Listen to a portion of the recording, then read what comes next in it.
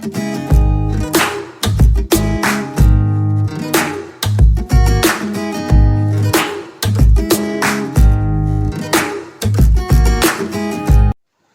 प्यारे बच्चों, good morning. देखो, मैथमेटिक्स में कई ऐसे इंटीग्रल हैं जो हमने मेथड्स पढ़ी उनसे इवेल्युएट नहीं किए जा सकते। अरे हमारे पास भी तो कुछ ही रूल्स हैं, पर हम अंदाजा लगा सकते हैं कि ये इंटीग्रल किन किन के बीच में होता होगा। अगर हमें ये मालूम पड़ जाए कि हाँ, ये इंटीग्रल की फाइनाइट वैल्यू निकाली जा सकती है, तो ही तो हम उसको निकालने की मेथड खोजें, नहीं तो क्यों खोजें। देखो, जैसे ये इंटीग्रल है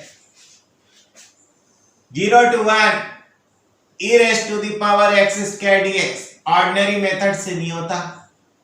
0 to pi upon 2 sin x upon x dx, ordinary method से नहीं किया जा सकता। ऐसे न जाने कितने इंटीग्रल्स हैं।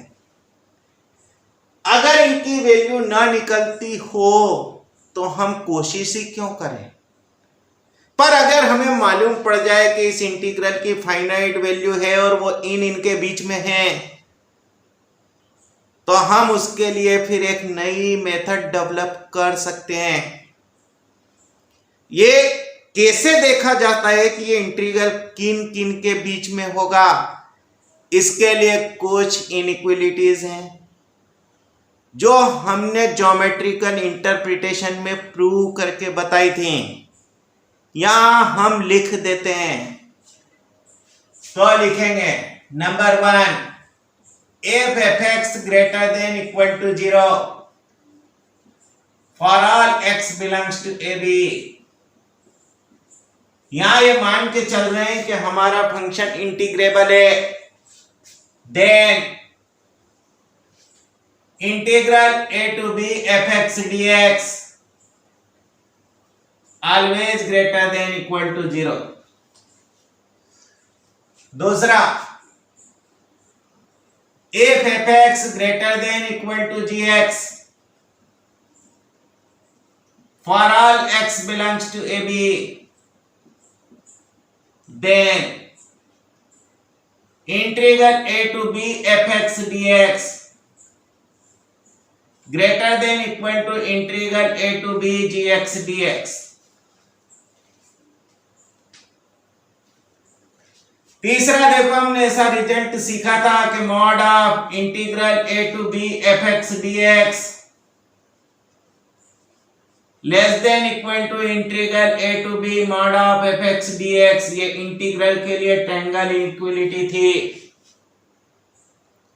एक और हमने रिजल्ट सीखा था कि सपोज करो small m is equal to minimum fx, जबकि x इंटरवल a b में है, capital M is equal to maximum fx,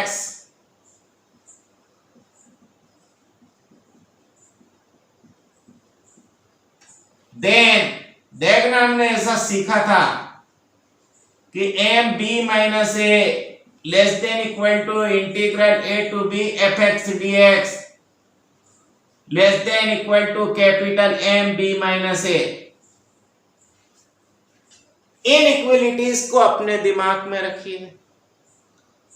कैसे इनका यूज होता है हम 2-3 क्वेश्चन से सिखाने की कोशिश करेंगे। तो आज का क्वेश्चन नंबर 1 लिखिए, if capital A less than equal to integral 1 to 3 under root 3 plus x cube dx less than equal to b, then देखो ऐसे क्वेश्चन में ऑप्शन जरूर आएगा, क्योंकि यहाँ इनफाइनाइट वैल्यू ऐसी लिखी जा सकती है जिनसे ये इंटीग्रल बड़ा है, और ऐसी इनफाइनाइट वैल्यू लिखी जा सकती है जिनसे ये इंटीग्रल छोटा है। तो वहां उसने हमें ऑप्शन लिख कर दिए। मानो पहला ऑप्शन दिया कि a is equal to 4, b is equal to root 30। दूसरा ऑप्शन दिया a is equal to 4, b is equal to 2√30। तीसरा ऑप्शन दिया a is equal to 2, b is equal to 4√30। चौथा ऑप्शन दिया नन ऑफ दिस। देखना ordinary method से integral किया जाना इम्पॉसिबल ही है, यूं समझो। जरा हम इस फंक्शन को fx मान लें। देखना, let fx is equal to √3 plus x cube for all x belongs to 1,3। देखो जैसे जैसे x की वैल्यू बढ़ते जाएगी वैसे वैसे fx की वैल्यू भी बढ़ते जाएगी। मतलब fx एक इंक्रीजिंग फंक्शन है। अगर कोई फंक्शन इंक्रीजिंग है तो इंटरवल के लास्ट पॉइंट पर वो अपनी मैक्सिमम वैल्यू देता है और फर्स्ट पॉइंट पर वो अपनी मिनिमम वैल्यू देता है। Since fx is increasing on 1,3, therefore small m is equal to minimum fx is equal to interval का फर्स्ट पॉइंट 1 यहाँ रख दो 2, capital M is equal to maximum fx last point 3 यहाँ रख दो √30। जब हमारे पास मिनिमा और मैक्सिमा आ गया तो हम आसानी से ये वाली इनइक्वालिटी लगा सकते हैं कि नहीं। Therefore small m b minus a less than equal to integral a to b fx dx less than equal to capital M b minus a क्या देगी हमें? स्मॉल m की जगह 2, b माइनस a इंटरवल की length मतलब 2, 4 less than equal to integral a to b √3 plus x cube dx less than equal to 2√30। लिखते हैं कि बी वाला ऑप्शन सही है। बोलो कर पाओगे ऐसा क्वेश्चन? देखो कि इस फंक्शन में कौन सी इनइक्वालिटी सेटिस्फाई होती है। अगर हम इसकी मैक्सिमम मिनिमम वैल्यू निकाल सकते हैं तो क्वेश्चन बहुत आसान है।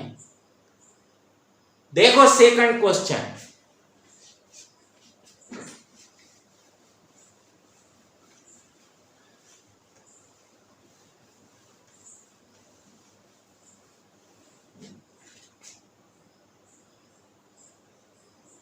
let I is equal to integral 0 to 1 e raised to the power x square dx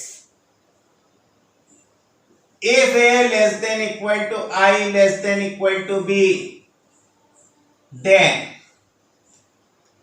फिर से ऑप्शन लिखे हुए हैं कि a is equal to 1, b is equal to e, a is equal to 1/2, b is equal to e, a is equal to 2, b is equal to √e,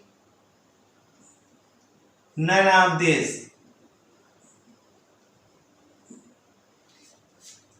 जरा यहां देखो x 0 और 1 के बीच में है। देखना since 0 less than equal to x less than equal to 1, तो हम ऐसा भी लिख सकते हैं therefore 0 less than equal to x square less than equal to 1। देखो जैसे जैसे x बढ़ते जाता है e raised to the power x भी इंक्रीज होते जाता है। तो हम यूं लिख सकते हैं कि e raised to the power 0 less than equal to e raised to the power x square less than equal to e raised to the power 1।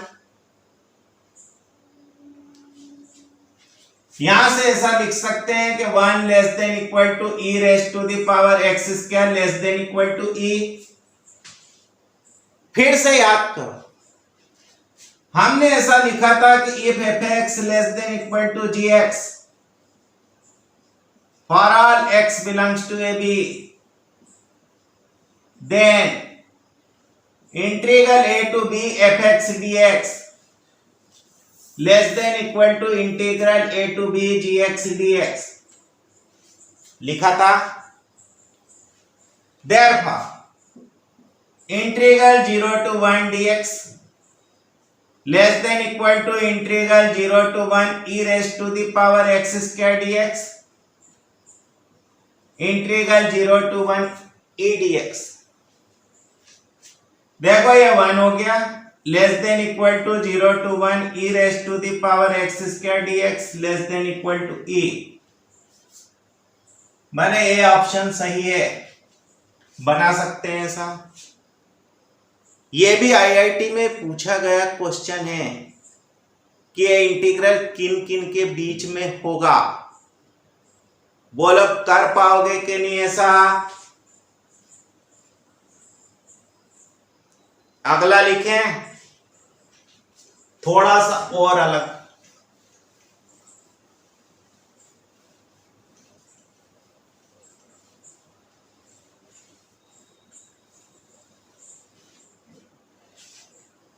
तीसरा क्वेश्चन लिखो, if capital A less than equal to, देखना integral 0 to 1 dx upon under root 1 plus x raise to the power 4 less than equal to b। चलो यहां लिख देते हैं find a and b। थोड़ी कोशिश करेंगे देख के और बी निकालें, फिर वहां ऑप्शन से मैच कर लेंगे। जरा इस फंक्शन को देखो, या हम ना सब्स्टिट्यूशन कर सकते हैं ना कुछ कर सकते हैं जिससे हम इस इंटीग्रल को इवेल्युएट कर सकें। तो हम ऐसा लिख सकते हैं, since 1 plus x raised to the power 4 less than equal to 1 plus x raised to the power 4 plus 2x square, जबकि x की वैल्यू इस इंटरवल में है। अरे यह कुछ ऐड ही तो किया जो निगेटिव कभी नहीं हो सकता। अगर x 0 होता तो ये दोनों साइड बराबर है, अगर x 0 नहीं है तो ये साइड डेफिनेटली इससे बड़ी है। तुम्हें ऐसे इंटीग्रल में रिड्यूस करना पड़ेगा जिसे तुम कैलकुलेट कर सको, ना तो कैसे कंपैरिजन कर लोगे। Therefore ऐसा लिख सकते हैं कि 1 plus x raise to the power 4 less than equal to 1 plus x square का होल स्क्वायर। यहां से लिख सकते हैं कि under root 1 plus x raise to the power 4 less than equal to 1 plus x square. तो यहां से यूं लिख सकते हैं 1 upon 1 plus x square less than equal to 1 upon under root 1 plus x raise to the power 4। बोलो बना सकते हो कि नहीं। अरे जब रेसिप्रोकल लोगे तो इनइक्वालिटी का साइन चेंज हो जाएगा। यहां देखना x की जगह 0 रखो तो ये 1 है, और x की जगह कुछ भी रखो तो डिनोमिनेटर 1 से ग्रेटर देन है। तो ऐसा नहीं लिख सकते कि ये लेस देन इक्वल टू 1 है। फिर से इस रिजल्ट को यूज करो तो हम ऐसा बना सकते हैं कि integral 0 to 1 dx upon 1 plus x square less than equal to integral 0 to 1 dx upon under root 1 plus x raise to the power 4 less than equal to integral 0 to 1 dx। ये हमारे पास बन गया tan inverse x 0 to 1 less than equal to, ये हमारा original integral ही तो है,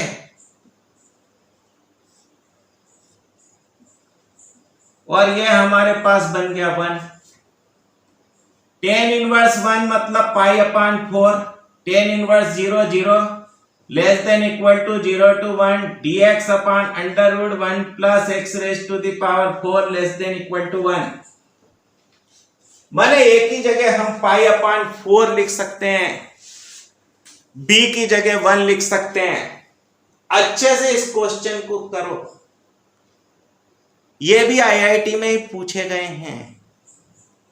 इन्हें समझो कि हमें ऐसे इंटीग्रल में रिड्यूस करना है जिसके बारे में हम जानते हैं, तभी तो हम कंपेयर कर पाएंगे। अगर हम इसी को इवेल्युएट ना कर पाते तो हम इससे कंपैरिजन कैसे करते हैं। तो कोशिश करो कि इंटीग्रल को ऐसे इंटीग्रल में बदलें जिसे हम इवेल्युएट कर सकते हैं। मिटा दें, स्क्रीनशॉट ले लो,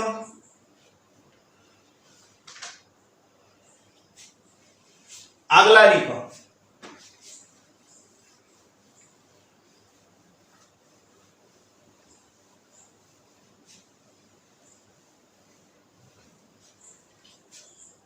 late capital I is equal to integral 1 से लेके 2 dx अपान अंडर रूट, बढ़िया सा बना देते हैं। देखो 2x cube minus 9x square plus 12x plus 4 if a less than equal to I less than equal to b, find a and b। देखो ये किसी भी टेक्निक से इंटीग्रल नहीं किया जा सकता, इतनी खतरनाक पावर्स, वो भी डिनोमिनेटर में। अगर कभी भी ऐसा क्वेश्चन आए तो इस सिंपलर फंक्शन को देखो, थोड़ी देर के लिए हम इसे gx समझ लेते हैं। तो let gx is equal to 2x cube minus 9x square plus 12x plus 4। जरा g डैश x निकाल के देखो तो therefore g dash x is equal to क्या लिखोगे 6x square minus 18x plus 12 x square minus 3x plus 2। बोलो factor बना दे x माइनस 1 x माइनस 2। जरा नंबर लाइन पर ये बनाओ, ये लो, ये माइनस इंफिनिटी है, ये प्लस इंफिनिटी है, ये 2 है, ये 1 है, ये पॉजिटिव है, ये निगेटिव है, ये पॉजिटिव। माना g डैश x 1 2 के बीच में निगेटिव है। Since g dash x less than 0 for all x belongs to 1 2। याद करो कि अगर फंक्शन का डेरिवेटिव निगेटिव है तो फिर फंक्शन डिक्रीजिंग है, तो हम लिख सकते हैं कि gx 1 2 में डिक्रीजिंग है। क्या लिख दोगे, therefore gx is a decreasing function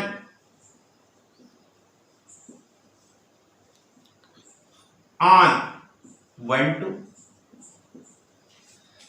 बोला gx डिक्रीजिंग है तो इसका रूट डिक्रीजिंग है, तो ऐसा लिखते हैं।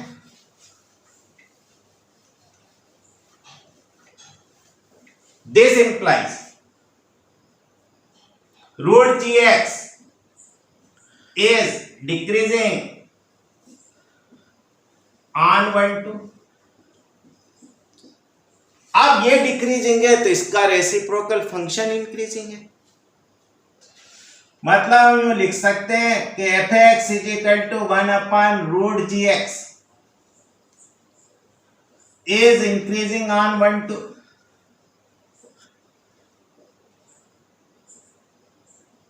बोल दें gx की जगह gx की वैल्यू रख दो,